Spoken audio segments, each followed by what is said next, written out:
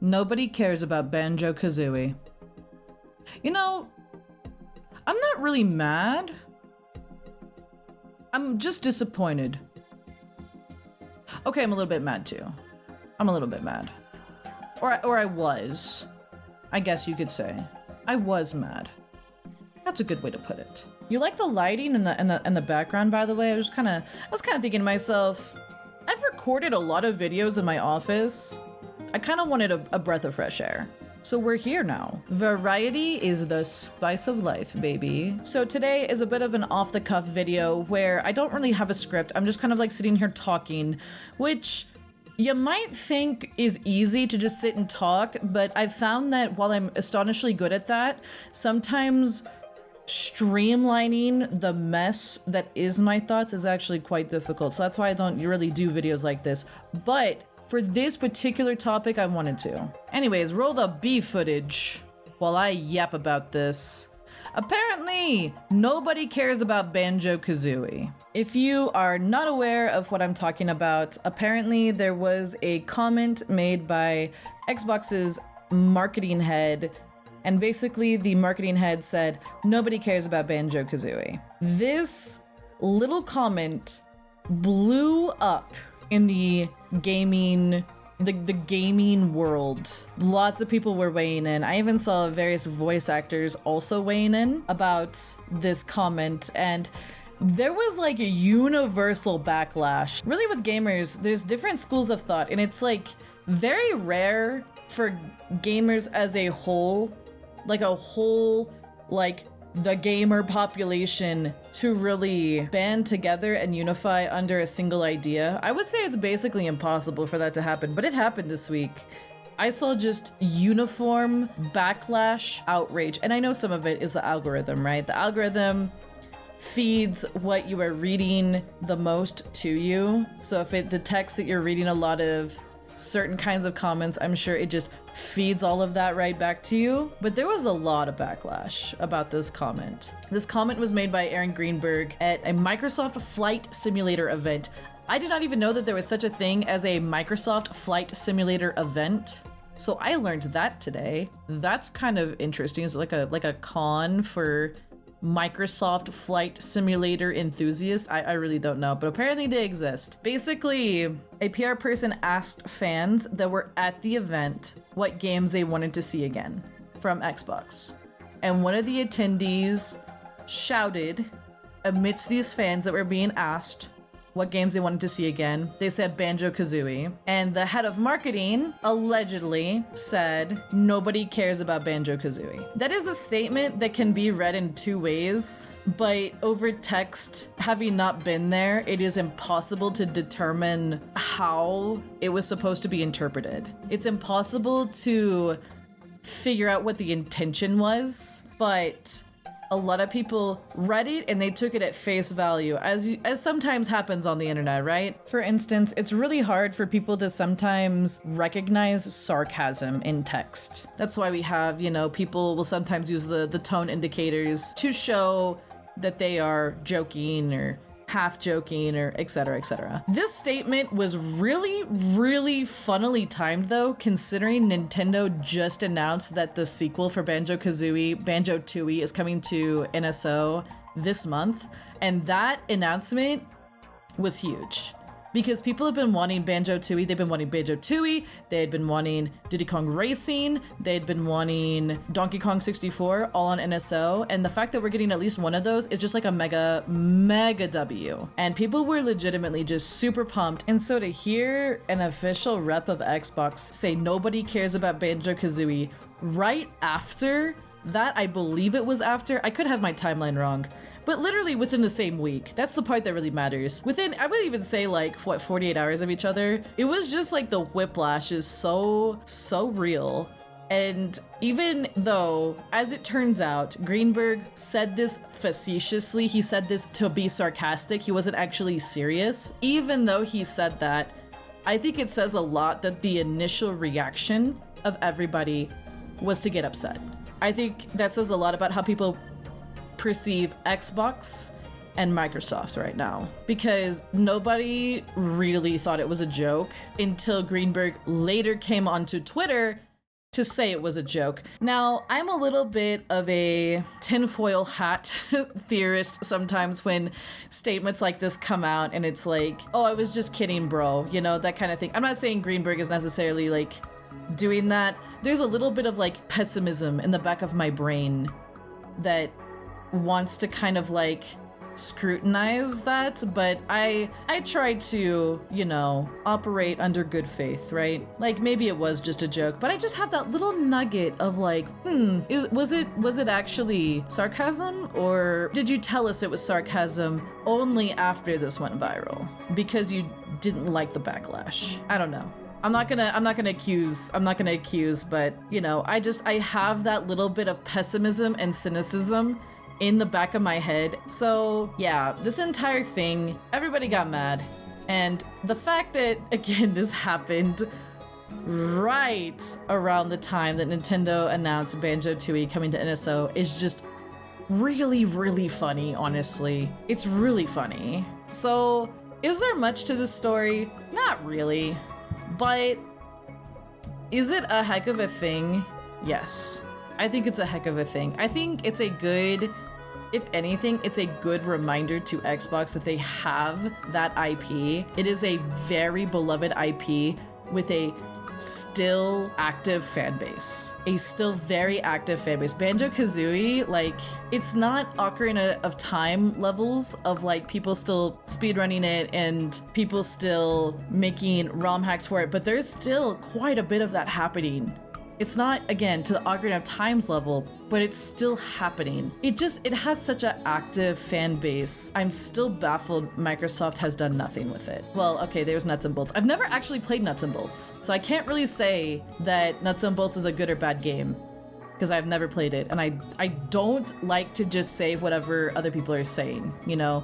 Oh, you know, everybody says that this game is bad, so it's gotta be bad. Like, I like to play stuff for myself. But that is a tangent. That is a tangent. Microsoft has done barely anything with Banjo-Kazooie. Barely anything at all. And that has left a lot of people sad because this was a beloved title. This is a title that people grew up with. And the fact that it's just sitting on a shelf is really upsetting. It's sad that the IP is just sitting there, especially when there is such a like active fan base still that really would love to see another game, especially like the first two. One thing though I want to mention about this entire thing, he's joking, but like what is Microsoft doing with that IP? Basically nothing. So is Microsoft not in their own way?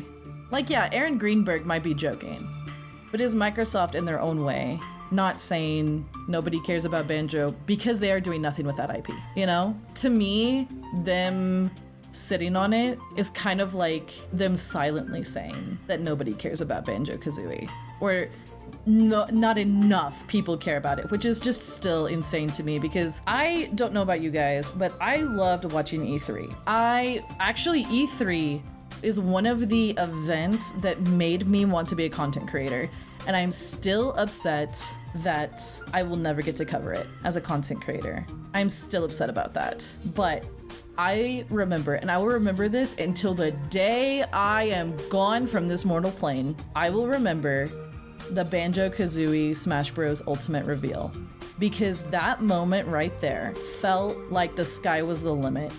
If Banjo-Kazooie could come back for Smash Bros., anything could happen. Actually, anything could happen. It was so shocking and just like genuinely thrilling to see them that I remember I cried.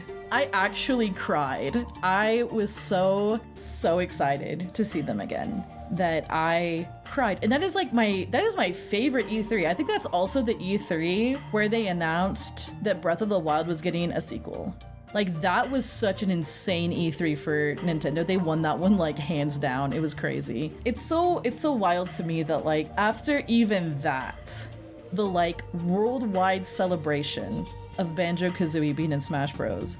Even after that, there has been nothing. from that IP from Microsoft. I've seen some people kind of defending Microsoft for, yeah, like they haven't done much with Banjo or Conquer, but they've done stuff with Battletoads, they've done stuff with Killer Instinct recently. I feel like the really big problem here is the fact that the buyout for Rare was like 2 decades ago, and the amount of stuff that's happened with those IPs, it's just not enough. It's not enough to have what we have after 2 decades. There should have been more. We've had 2 decades, and it feels like barely anything happened with any of those IPs. Some did get games, but it just doesn't feel like enough. I've also seen some people say, well, Microsoft, they also helped, you know, get Banjo onto Smash Bros. And they definitely had to clear Banjo-Kazooie and Tooie going to NSO. And that's great, but the problem still remains that they are not making games, and that's what fans want. And everything Banjo-Kazooie related that is coming out, so stuff like Banjo-Kazooie and Tooie on NSO and Banjo-Kazooie and Smash Bros, that's all on Nintendo consoles still. So it still feels very hands-off, and it still feels like they would rather just not do anything with that IP. And while that could not be true, the public perception is everything. And the public perception is that they're okay with having Banjo-Kazooie included in various Nintendo things if it's something that they can just passively approve and maybe get a little bit of money from it.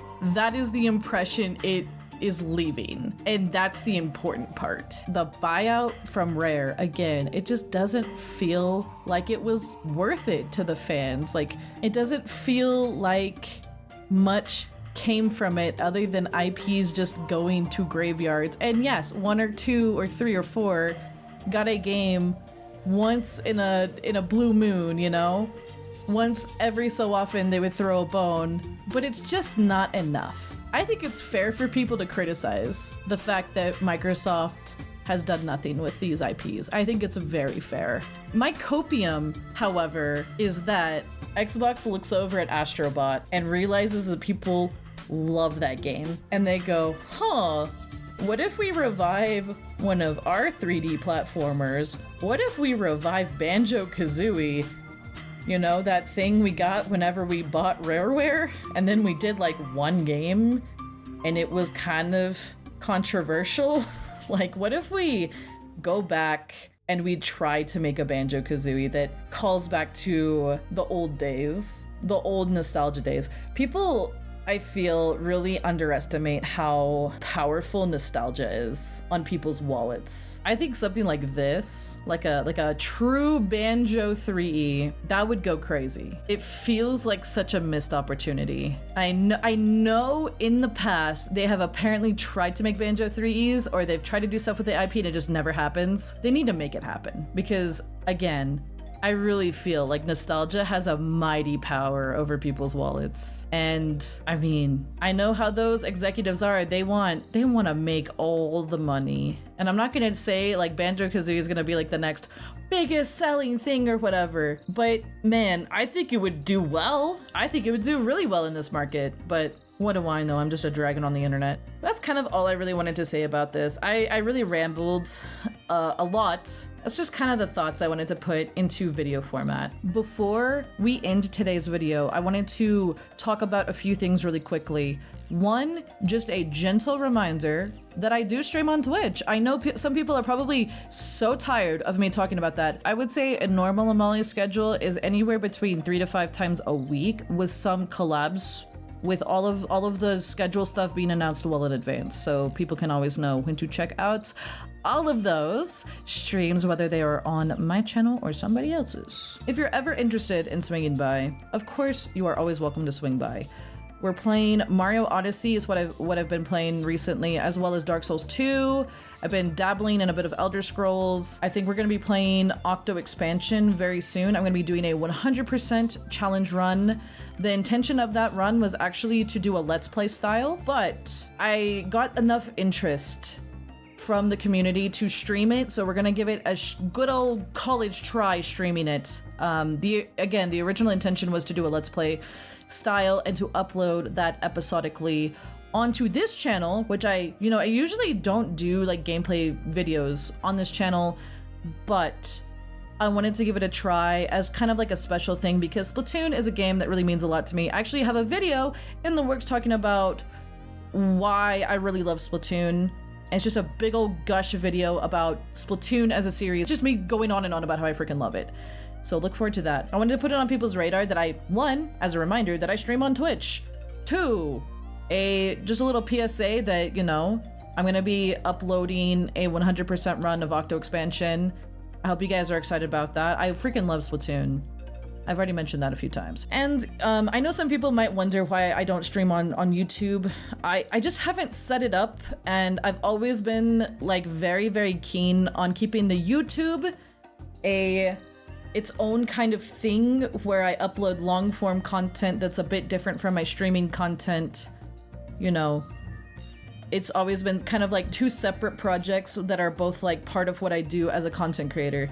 You know, I really love my Twitch channel as well. I had someone come in and say that like I definitely have a different voice on Twitch versus YouTube, which I do think is fair. I think whenever I'm doing the scripts and stuff like that, I think I sound a little bit more put together instead of the hot mess that I really am. If you've been to one of my streams, you probably know. Just a note, if you do come by the streams, it is 18 plus. That is just for everybody's safety. Please adhere to that. But I do try to keep the YouTube PG to PG-13. That will always be like that, just because that's the kind of content I want to make, is that kind of rating level. That's just what I'm interested in doing. So I know this is a bit rambly. This is a bit maybe a weird way to end this video. I usually just kind of like do a funny little joke and then I end the video. But I wanted to talk about that a little bit because I realized that there's a lot of people on here who maybe they are just YouTube gang, which is totally fine. I just wanted to give you guys kind of like some insight about the Twitch, the YouTube, and all that jazz, so people kind of just know what to expect here. Maybe one day I will stream on YouTube. I don't know. I'm not ever gonna say never. I'm not, you know, maybe at some point I just go, you know what, I'm gonna dual stream. Maybe it'll happen. I don't know. I don't know. I'm a busy Drago. I haven't had time to set up anything like that. We do have a Discord. It is also 18 plus. It is also 18 plus. So if you guys are interested in stuff like that, check it out. Check it out. You are more than welcome. More than welcome. And I think that about wraps it up. This was very rambly and I do apologize, but also I kind of don't, because doing this way was kind of fun rather than having to sit and like toil over a script and then edit everything and make it all super polished. Okay, I'm gonna cut myself off before I start rambling. I sign off all my streams like this, and I feel like I should sign off at least this rambly video like this too. Make sure you take care of yourselves, eat good food, stay safe, and treat yourselves nicely. That last part is very important. I will see you in the next video. It will probably be the next the weekly Wednesday news thingy. Name still pending. Yeah. See ya.